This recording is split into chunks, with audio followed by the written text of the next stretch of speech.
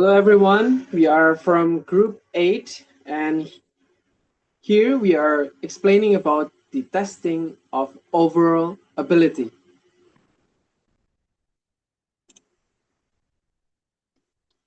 So, this is the list of contents that we are here to explain about all of you. There's overall ability test concept.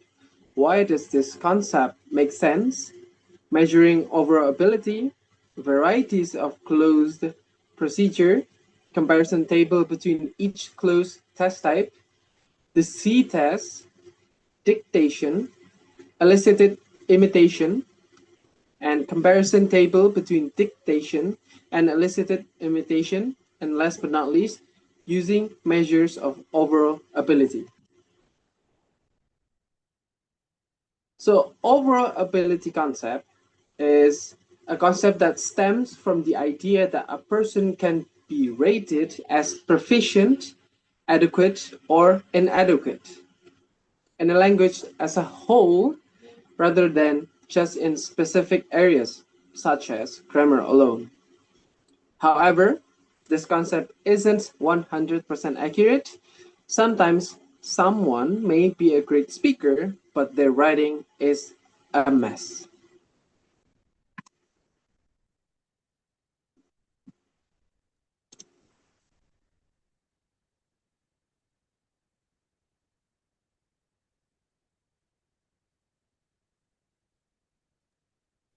So for the next slide is measuring overall ability.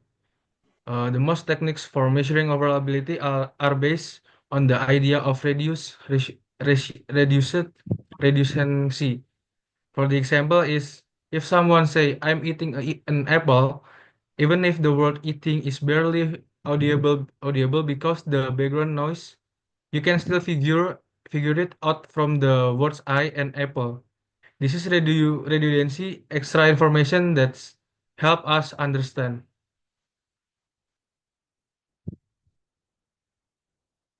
So for the varieties of close procedures is the number one is the traditional close. Certain words like every word in a text are deleted and replaced with blank space. The second is the selected deletions clause. The test writer deliberately selects which words to omit based on specified linguistics considerations. The third is multiple choice clause is a variation of the clause test in which several answer choice are provided for each blank. And the last is the conversational clause is a variation of the clause that tests use text based on recordings of real conversations. Oke, lanjut. So this is the example for the traditional clause like this. The purpose of language testing is blah blah blah provide a picture of student blah blah blah and much more. Okay, next. So this is the selected deletions clause. Example, the question example like this. So every morning, Budi wakes up at 5 o'clock. He drinks a glass of water. Then he runs around the park for 30 minutes.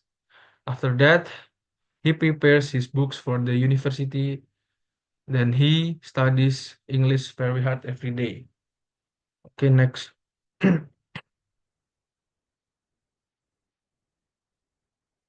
And this is the multiple choice close question example like this. Budi is a diligent student. Every morning, every morning uh he makes his bed after waking up. Then he goes to the kitchen cleans to cook breakfast for his family. After finishing his meal, he rides his bicycle to the university. So like that.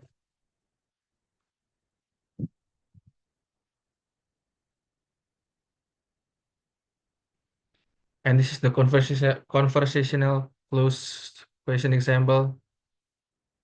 The student will hear two students are chatting in the cafeteria about their assignment. So Andy said, "Hi Sarah, have you finished the English assignment yet?" Then Sarah answered, "Not yet. It's actually quite difficult for me. How about you?" Andy Andy answered, "I'm almost done. If you want, I can help you with it after class."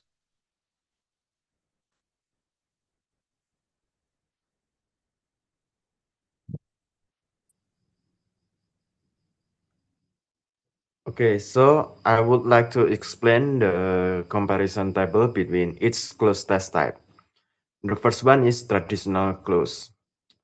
So the word deletion method for traditional close is mechanical. For example, every 7 word is deleted at random. And the key advantage of the traditional close is it is straightforward to make without requiring any special skills. The second types of close test is selected deletion close. The word deletion method is strategic. Teachers select specific words such as verbs or conjunctions. And the key advantages, a fairer and more effective way to assess deep contextual understanding. The third is multiple choice close. So the word deletion method is just the same as the selected deletion close or traditional close, but the answer is in multiple choice with answer option as A, B, C, and D. And the key advantage is the scoring process is very fast, practical, and reliable. And the last one is conversational close. The word deletion mode on conversational close is based on spoken language or transcript of everyday conversations. And the advantage is a good predictor of oral ability. Okay, next. Now, I want to talk about the C-test. So the C-test is a variation of the close procedure with a unique rule. Instead of omitting entire words, this test omits only the second half of every other word. And the advantage, the assessment is highly objective because the answers are defined or exact, and it allows for the use of shorter text that cover multiple topic in a single test. And the second, the weakness of the C test, it is puzzle-like nature, in which students skilled in guessing strategies may have an advantage over those who rely solely on their language skill. Next. So this is the example of the C test. The learning English, the word ing is just in the half of it, and the second half is omitted. So the student needs to answer to write the omitted word such as English, very, for, future, and so. Next.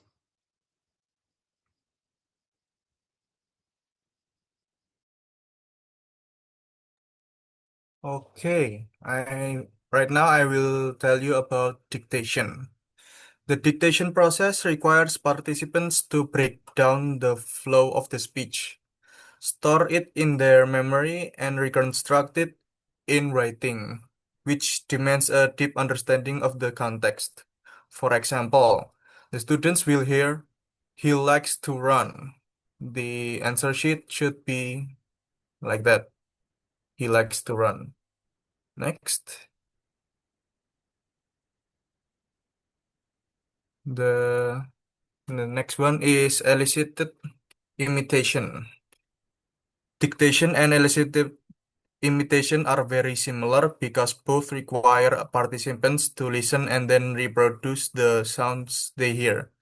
What sets them apart is that participants listen to the sounds and immediately repeat them aloud, oral to oral. For the example is the students will hear he likes to run, and then the students must repeat he likes to run. The next one. This is the comparison table dictation and elicited imitation. The first feature is input mode. Input mode and the dictation. Oral, or listening to a stream of speech. The elicited imitation or EI is the same, oral. Listening to a stream of speech. The output mode on dictation is written, where students need to write the text. The output mode on elicited imitation requires students to speak. Students speak or repeat the text. The primary skill of dictation is listening and writing. The primary skill on the elicited imitation is listening and speaking. The mental process of dictation is decoding and then storing and then encoding it into text. The mental process of elicited imitation is decoding and storing and re-encoding it into speech. The focus of dictation is spelling, punctuation, and word order. The focus of elicited imitation is pronunciation, intonation, and grammatical accuracy. The next, please. Using measures of overall ability. The first one is screening, used to eliminate candidates who are unlikely to pass a longer and more complex test. The second one is component of larger tests, used to improve the reliability and validity of the final test scores. The real life example is C2 proficiency or Cambridge. Uses multiple choice cloze exercises. And the second one is PTE or Pearson test of English. Uses dictation and elicited imitation.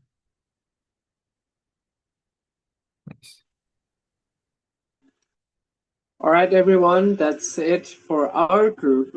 Thank you for listening and have a great day.